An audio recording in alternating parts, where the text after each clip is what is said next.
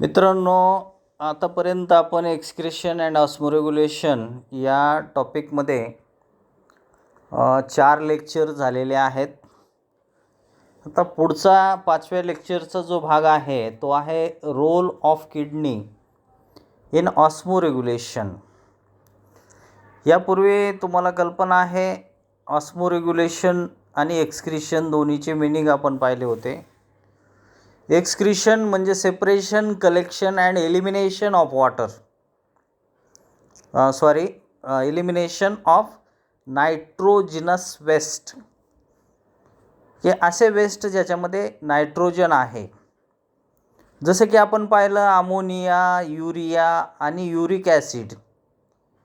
हे ammonia, urea आणि uric acid हे जे 3 प्रॉडक्ट आहेत याच्यामध्ये नायट्रोजन आहे आणि असे नायट्रोजन असलेले जे वेस्ट असतात त्याला आपण नायट्रोजनस वेस्ट म्हणतो. आणि हे बॉडीच्या बाहेर टाकणे, separation, collection and elimination, separate करणे, कलेक्ट करणे आणि एलिमिनेट करणे, त्याला आपण एक्सक्रिशन म्हणतो. आणि चॅप्टरच्या या नावामध्ये 2 शब्द आलेले आहेत, एक्सक्रिशन आणि ऑस्मोरेग्युलेशन. तर मुलांनो, आता हा दुसरा जो पार्ट आहे तो म्हणजे ऑस्मोरेग्युलेशन.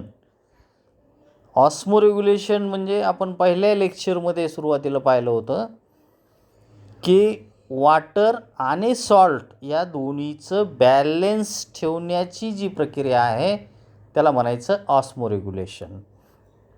आणि मग अर्थातच किडनीचा यामध्ये अतिशय महत्त्वाचा रोल आहे.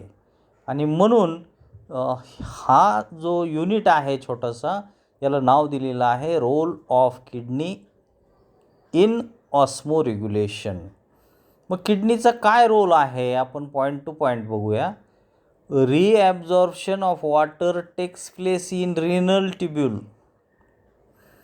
आता रिनल ट्युब्यूल म्हणजे तुम्ही पाहिलं PCT, लूप ऑफ हेनले आणि तिसरं DCT, प्रॉक्झिमल कॉन्व्होल्युटेड ट्युब्यूल, हेनलेज लूप आणि DCT. हा जो पार्ट आहे हा रिनल ट्युब्यूलचा आहे. याच्या अगोदरच्या लेक्चरमध्ये आपण नेफ्रॉनचं स्ट्रक्चर असताना हे तिन्ही पार्ट पाहिले. या रिनल ट्युब्यूलमध्ये पाण्याचं रिॲब्झॉर्प्शन होतं, म्हणजे जर एक्स्ट्रा वॉटर युरिनमध्ये जात असेल तर त्याला परत बॉडीमध्ये ठेवण्याचं काम हे रिनल ट्युब्यूल करतात. जर असं नाही झालं तर otherwise body will get dehydrated. असं सारखं जर पाणी मोठ्या प्रमाणात युरिनमधून जर बॉडीच्या बाहेर जात राहिलं तर बॉडीमध्ये डिहायड्रेशनचे प्रॉब्लेम येतात. म्हणजे बॉडीला पाण्याची कमतरता भासते. बॉडीला म्हणजे प्रत्यक्ष बॉडीमध्ये असलेलं ब्लड आणि बॉडी फ्लुइड या दोन्हीमध्येही पाण्याचं प्रमाण कमी होण्याची शक्यता असते. आणि हे होऊ नये म्हणून आपल्याकडे जी पिच्युटरी ग्लँड आहे, ही पिच्युटरी ग्लँड या किडनीच्या फंक्शनवर नियंत्रण ठेवते. किडनीचे जे काय फंक्शन आहेत ते कंट्रोल करण्याचं काम पिच्युटरी ग्लँड करते. म्हणजे अर्थात पिच्युटरी ग्लँडमध्ये तयार होणारं एक विशिष्ट प्रकारचं हार्मोन आहे ज्याचं नाव आहे ADH. ए म्हणजे अँटी, डी म्हणजे डाययुरेटिक आणि H म्हणजे हार्मोन. थोडक्यामध्ये अँटी डाययुरेटिक हार्मोन किंवा त्याचंच दुसरं नाव आहे व्हॅसोप्रेसिन. हे हार्मोन पिच्युटरी ग्लँड तयार करते. तर मुलांनो, पिच्युटरी ग्लँड कुठं असते त्याची या ठिकाणी तुम्हाला फिगरमध्ये लक्षात येईल की आपल्या डोक्यामध्ये जो ब्रेन आहे त्या ब्रेनच्या बेसला कानाच्या बाजूला एक ब्ल्यू कलरची छोटीशी पिच्युटरी ग्लँड दाखवलेली आहे. आणि या पिच्युटरी ग्लँडचं स्ट्रक्चर राईट साईडला डिटेलमध्ये दाखवलेलं आहे. तर मुलांनो, ही जी पिच्युटरी ग्लँड आहे ही अतिशय लहान आहे, पण हिचं काम मात्र महान आहे. हिची लेंथ जस्ट 1 सेंटीमीटर, म्हणजे कल्पना करा 1 सेंटीमीटर इतकी लहान ही ग्लँड आहे आणि हिचं वजन साधारण 0.6 ग्राम एवढं असतं. परंतु या ग्लँडमध्ये इतके महत्त्वाचे हार्मोन्स तयार होतात. त्यापैकी एक हार्मोन म्हणजे आत्ता जे आपण पाहिलं अँटी डाययुरेटिक हार्मोन किंवा त्याचंच दुसरं नाव आहे व्हॅसोप्रेसिन. हे हार्मोन काय करतं तर या ठिकाणी बॉडी फ्लुइडमध्ये जर पाण्याचं प्रमाण कमी झालं तर ते प्रमाण वाढवण्यासाठी रिनल ट्युब्यूलला किंवा डिस्टल कॉन्व्होल्युटेड ट्युब्यूल आणि कलेक्टिंग डक्ट यांना स्टिम्युलेट करतं, त्यांची परमिएबिलिटी इन्क्रीज करतं. परमिएबिलिटी इन्क्रीज करतं म्हणजे त्यांना जास्तीत जास्त वॉटर रिॲब्झॉर्ब करण्यासाठी त्या ठिकाणी स्टिम्युलेट करतं. असं हे या ठिकाणी ह्या हार्मोनचं काम आहे. Large amount of water is reabsorb and is retain. मग जेव्हा जेव्हा बॉडी फ्लुइडमध्ये पाण्याचं प्रमाण कमी होतं तेव्हा तेव्हा पिच्युटरी ग्लँड ADH नावाचं किंवा व्हॅसोप्रेसिन नावाचं हे हार्मोन या ठिकाणी तयार करते आणि पिच्युटरी ग्लँडनं हे हार्मोन तयार केल्यानंतर ते रिनल ट्युब्यूलला, कलेक्टिंग डक्टला किंवा DCTला, स्पेशली DCT म्हणजे डिस्टल कॉन्व्होल्युटेड ट्युब्यूल यांना स्टिम्युलेट करतं की जास्तीत जास्त त्यांनी पाणी ॲब्झॉर्ब करावं. हा या ठिकाणी या ग्लँडचं आणि त्या हार्मोनचं फंक्शन आहे. तर higher amount of water in blood, जर ब्लडमध्ये जास्त प्रमाणामध्ये पाणी झालं तर इथं काय होतं की लगेच हे जे हार्मोन आहे ADH तयार होण्याचं काम या ठिकाणी सप्रेस केलं जातं. तर मित्रांनो, जेव्हा पाण्याची गरज आहे, रिॲब्झॉर्प्शनची गरज आहे, तेव्हा हे हार्मोन तयार होतं आणि जेव्हा जेव्हा हे पाण्याचं प्रमाण वाढतं, आता गरज संपलेली आहे, तेव्हा तेव्हा हे हार्मोन सप्रेस केलं जातं. आणि मग सप्रेस झालं की वॉटरची परमिएबिलिटी जी आहे वॉटर ॲब्झॉर्ब करण्याची ती डिक्रीज केल्या जाते आणि त्या गरजेनुसार युरिनमध्ये मग हायपोटोनिक आणि हायपरटोनिक. हायपोटोनिक म्हणजे पाण्याचं प्रमाण युरिनमध्ये कमी असणे आणि हायपरटोनिक म्हणजे जास्त असणे, हे या ठिकाणी मेंटेन केलं जातं. यालाच अशा प्रकारचं जे ॲब्झॉर्प्शन आहे त्याला फॅकल्टेटिव्ह ॲब्झॉर्प्शन असं म्हणतात. आणि जर एखाद्या व्यक्तीमध्ये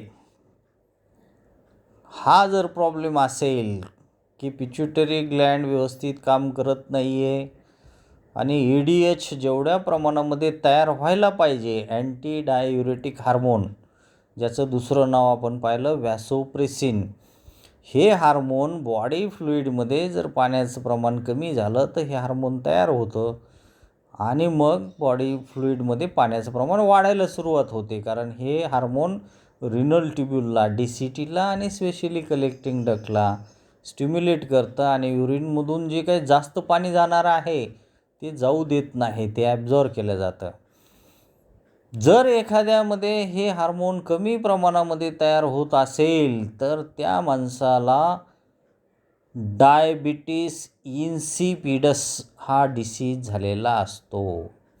जसं आपण पाहतो की इन्सुलिन, पॅनक्रियाजमध्ये इन्सुलिन तयार होतं. एखाद्या माणसामध्ये जर शुगर लेवल वाढत असेल तर याचा अर्थ इन्सुलिन कमी तयार होतं आहे, म्हणजे त्या माणसाला आपण म्हणतो डायबिटीज झालेला आहे. तर शुगर लेवल ही ब्लडमध्ये वाढणे म्हणजे डायबिटीस. तर या डायबिटीजचा संबंध हा पॅनक्रियाज आणि इन्सुलिनशी येतो.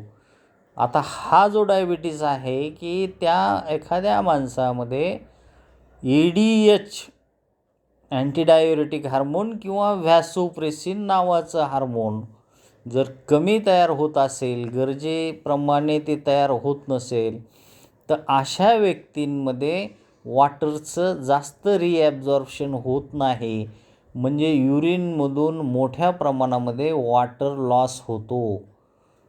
असा जर होत असेल तर त्या व्यक्तीला झालेला डिसीज म्हणजे डायबिटीस, पण तो डायबिटीस इन्सिपिडस नावाने ओळखला जातो.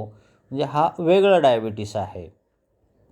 मग अशा लोकांमध्ये काय होतं, very dilute urine is excreted, म्हणजे युरिनमधून मोठ्या प्रमाणामध्ये पाणी वॉटर लॉस होतो.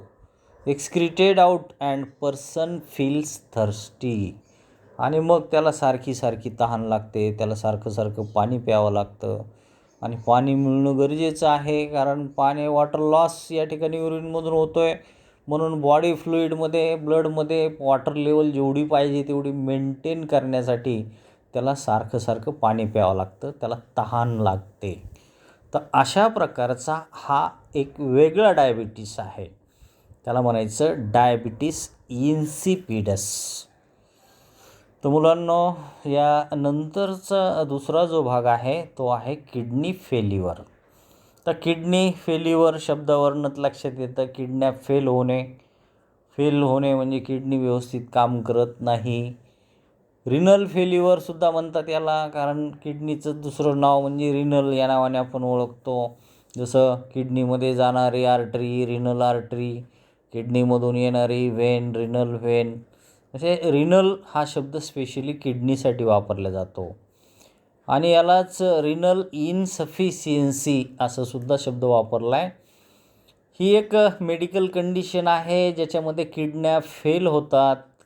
आणि फेल होणे म्हणजे किडनीचं महत्त्वाचं कामच हे आहे की जर काही टॉक्झिन्स किंवा वेस्ट प्रॉडक्ट्स, पॉयझनस सबस्टन्सेस असतील किंवा ड्रग्स असतील किंवा waste product, nitrogenous waste product जे ब्लडमध्ये आहेत, हे वेस्ट प्रॉडक्ट किडनी ब्लडमधून बाहेर काढते. म्हणजे ब्लडला फिल्टर करण्याचं काम किडनी करत असते.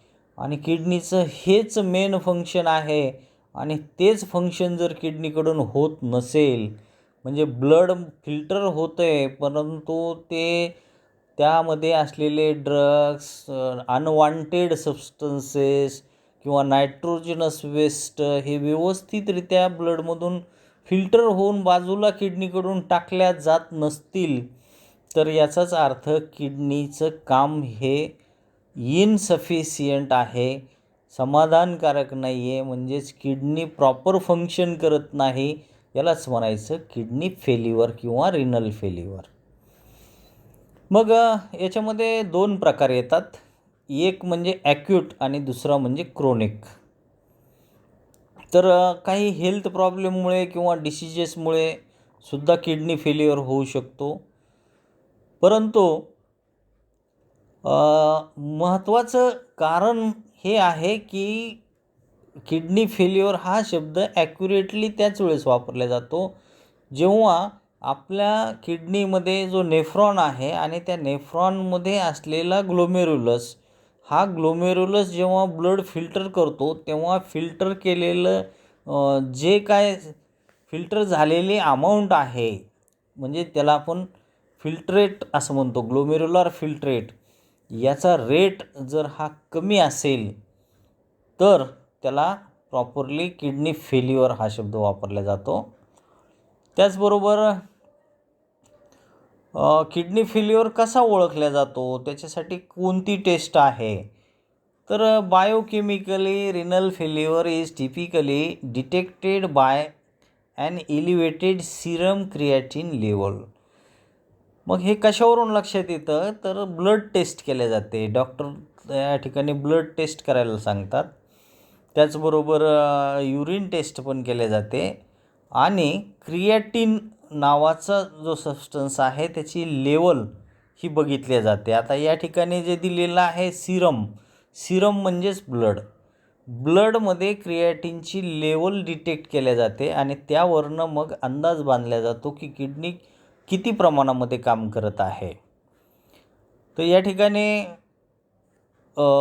ॲबनॉर्मल फ्लुईड लेवल, त्याचबरोबर डिरेंज्ड ॲसिड लेवल, त्याचबरोबर abnormal level of potassium calcium phosphate आणि चौथा जो भाग आहे तो अनेमिया. अनेमिया म्हणजे हिमोग्लोबिनचं प्रमाण कमी होणे. The problems frequently encountered in kidney malfunction. किडनीचं जे फंक्शनिंग आहे हे का बिघडतं त्याची ही 4 कारणं दिलेली आहेत. फ्लुईड लेवल ॲबनॉर्मल होणे बॉडीमधली, ॲसिड लेवल डिरेंज होणे म्हणजे जी अरेंज आहे ती डिअरेंज होणे, डिरेंज होणे, ज्या रेंजमध्ये ती पाहिजे त्याची रेंज बिघडणे म्हणजे 10 पाहिजे तर 5च होणे, 4 पाहिजे असेल तर 2 होणे. आणि पोटॅशियम, कॅल्शियम आणि फॉस्फेट हे जे आयन्स आहेत याचीसुद्धा लेवल ॲबनॉर्मल होते. आणि त्याचबरोबर चौथा प्रकार म्हणजे अनेमिया म्हणजे हिमोग्लोबिनचं प्रमाण ब्लडमध्ये कमी होणे.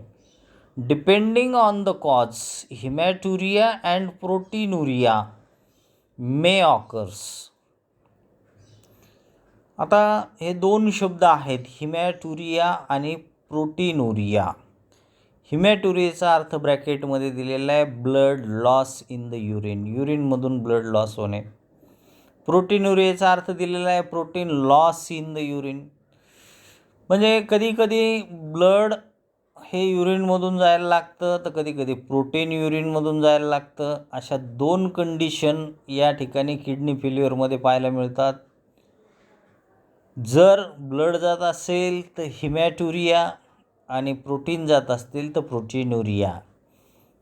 Long term kidney problem have significant effect on other diseases such as cardiovascular disease.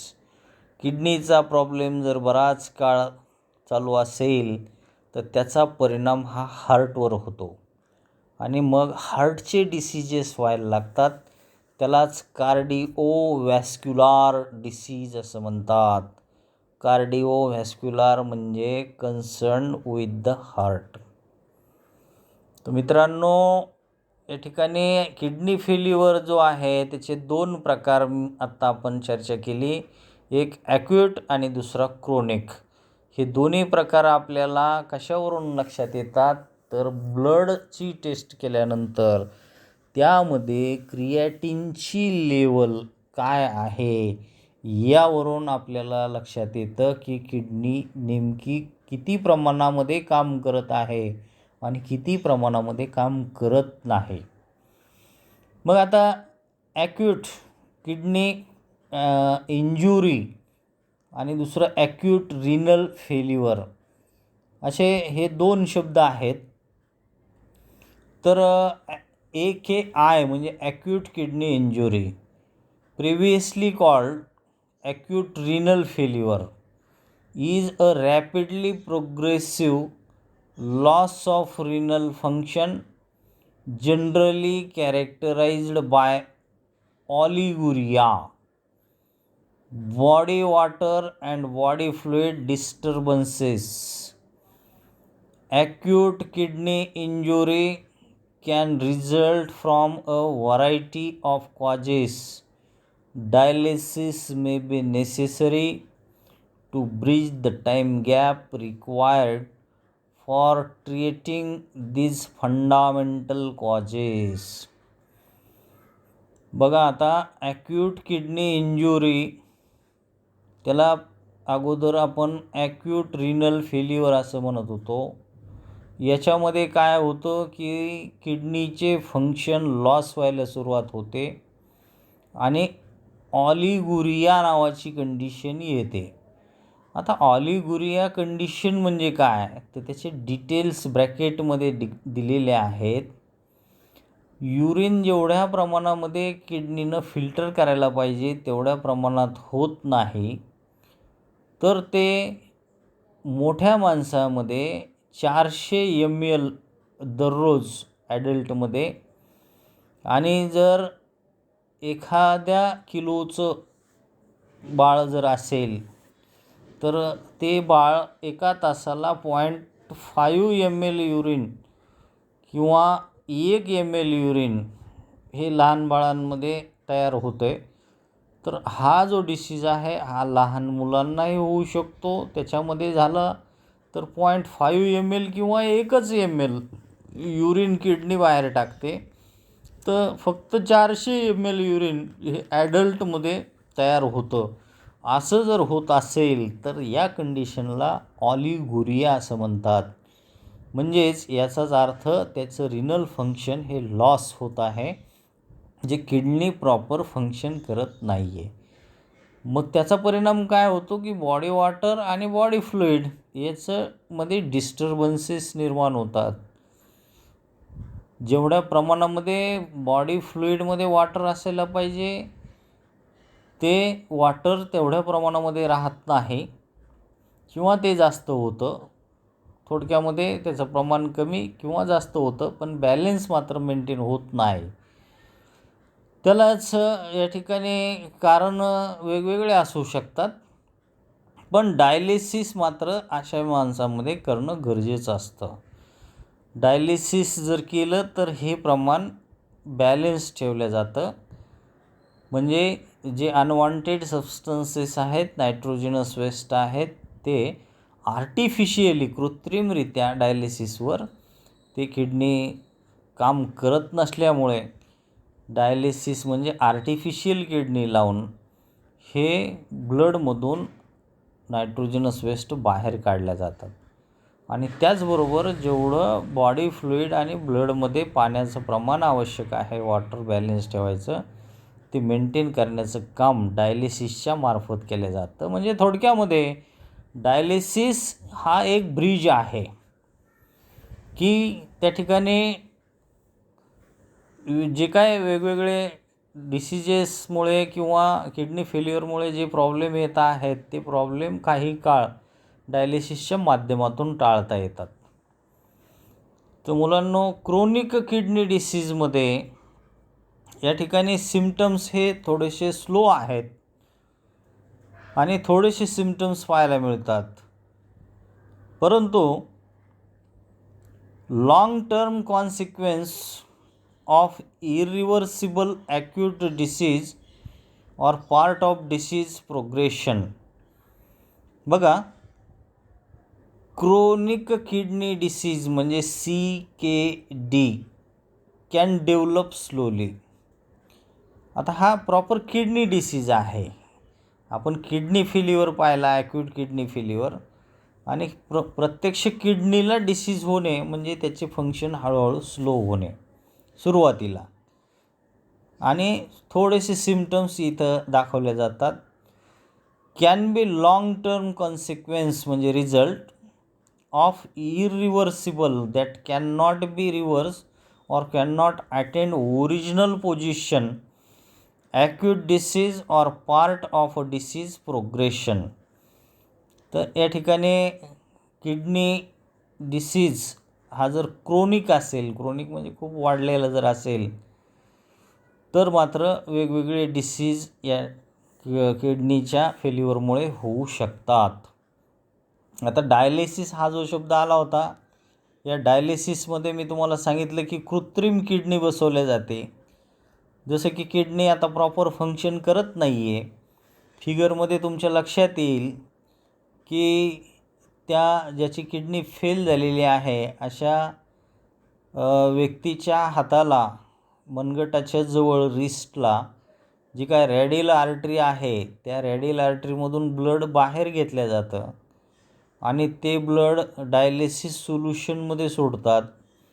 म्हणजे डायलिसिस सोल्युशन म्हणजे या ठिकाणी बाहेरचा जेवढा काही पार्ट दाखवलेला आहे ती पूर्ण डायलिसिसची सिस्टीम आहे, ज्याला आर्टिफिशियल किडनी असं म्हणू आपण.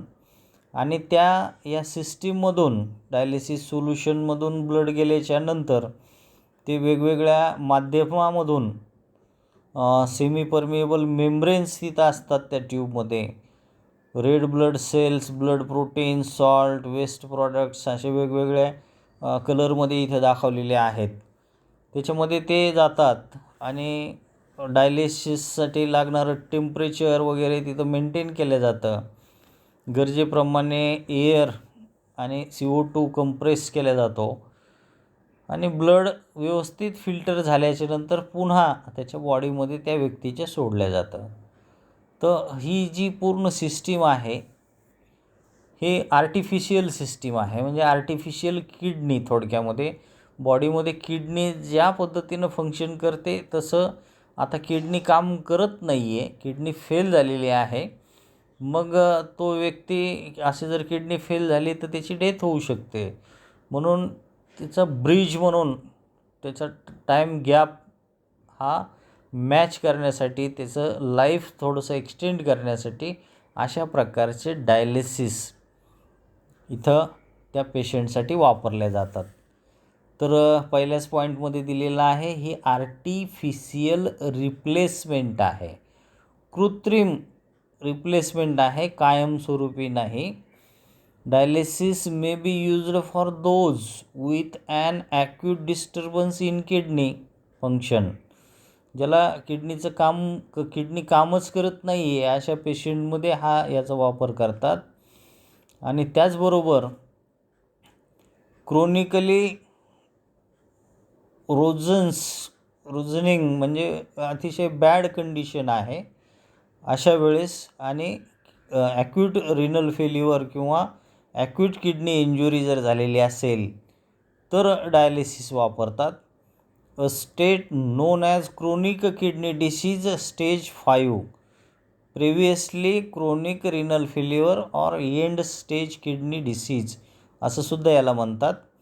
The latter form may be develop over month or years. तर काहींमध्ये हा प्रकार काही महिन्यापर्यंत चालतो आणि काही केसेसमध्ये काही इयर्सपर्यंत पण डायलिसिस करता येतं. Dialysis is regarded as holding measure until a renal transplant can be performed. मग काही व्यक्तींमध्ये किडनी ट्रान्सप्लांटेशन केलं जातं, म्हणजे एका व्यक्तीची, चांगल्या व्यक्तीची, हेल्दी पर्सनची किडनी घेऊन या ठिकाणी जो डिसीज्ड पर्सन आहे, ज्याची किडनी खराब झालेली आहे, त्या व्यक्तीला ती खराब किडनी काढून त्या दुसऱ्या व्यक्तीकडून, डोनरकडून घेतलेली चांगली किडनी बसवण्याची जी प्रक्रिया आहे त्याला किडनी ट्रान्सप्लांटेशन असं म्हणतात.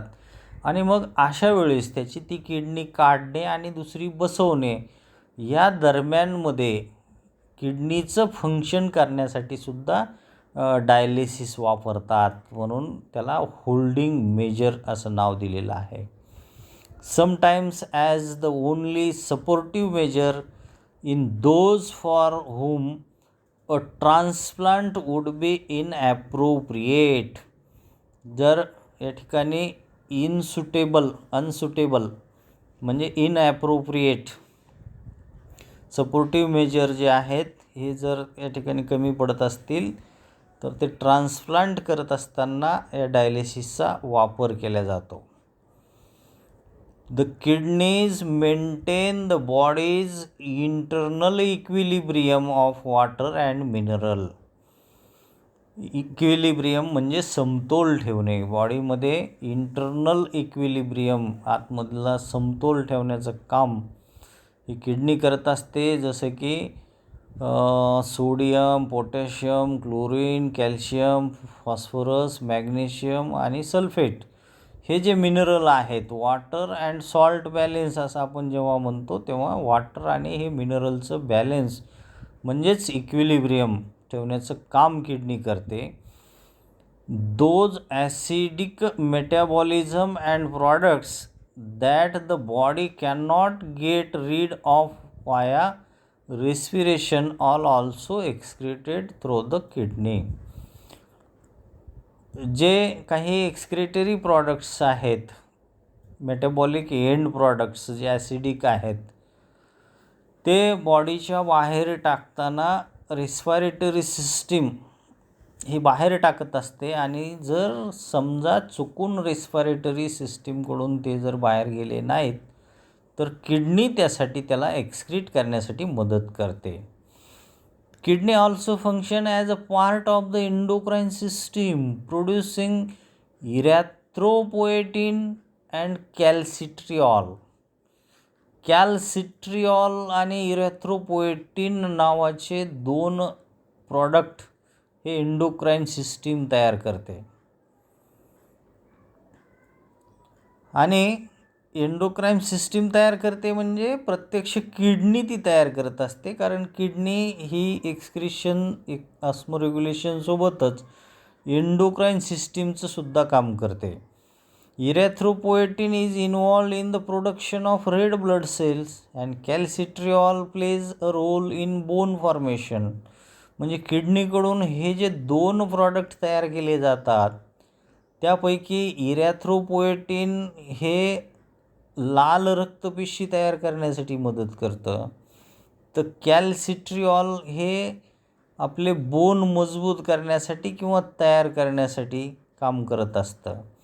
मग हे दोन्ही प्रॉडक्ट किडनीकडून तयार केले जातात. आणि जर आपण डायलिसिस लावलेला असेल तर अर्थातच डायलिसिसला याचं लिमिटेशन येतं. डायलिसिस फक्त ब्लड फिल्टर करू शकतं, पण कॅलसिट्रॉल किंवा इरेथ्रोपोएटिन हे 2 प्रॉडक्ट जे किडनी प्रत्यक्ष तयार करते ते प्रॉडक्ट मात्र डायलिसिस तयार करू शकत नाहीत. अशा काही मर्यादा डायलिसिसकडे आहेत. Dialysis is an imperfect treatment to replace kidney function because it does not correct the endocrine functions of the kidney. या पॉईंटमध्ये तेच दिलेलं आहे की डायलिसिसला काही बंधनं आहेत. डायलिसिस किडनीसाठी रिप्लेस म्हणून काम केलं जातं.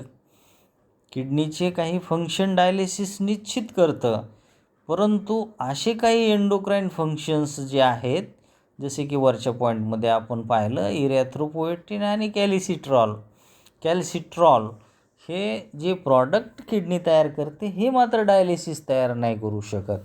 म्हणून असे काही बंधनं या ठिकाणी आहेत. Dialysis treatment replace some of these functions through diffusion and ultrafiltration. म्हणजे वेस्ट प्रॉडक्ट रिमूव्ह करणे, फ्लुईड रिमूव्ह करणे, हे फंक्शन डायलिसिस करू शकतं, परंतु बाकीचे फंक्शन करण्यासाठी मात्र या ठिकाणी त्याला बंधनं आहेत. मुलांनो, जसं याच्या अगोदरच्या फिगरमध्ये आपण पाहिलं की हाताच्या रॅडियल आर्टरीमधून ब्लड घेतलं जातं, डायलिसिस केलं जातं आणि रिटर्न पायाच्या म्हणजे कमरेच्या भागामध्ये ते सोडलं जातं. तसंच आता रिसेंट याच्यामध्ये हातामधून आर्टरीमधून ब्लड घेणे आणि हाताच्याच व्हेनमध्ये ते ब्लड रिटर्न करणे, हे सुद्धा आता त्या ठिकाणी टेक्निकल इम्प्रूव्हमेंट झालेली आहे. त्याची फिगर तुमच्यासमोर आहे की लेफ्ट साईडला आणि राईट साईडला ज्या 2 फिगर दाखवलेल्या आहेत, दोन्ही डायलिसिस मशीनच्या फिगर आहेत. एकाच हातामधून एका आर्टरीमधून ब्लड घेऊन डायलिसिसमध्ये सोडून ते फिल्टर करून त्याच हातामध्ये त्याच रिस्टमध्ये असलेल्या दुसऱ्या व्हेनमध्ये ते सोडलं जातं आहे. तर अशा प्रकारे डायलिसिसची प्रक्रिया ही कंप्लीट केल्या जाते. तर यानंतरचा जो भाग आहे मुलांनो, किडनी स्टोन, हा आपण पुढच्या लेक्चरमध्ये पाहणार आहोत. थँक्यू.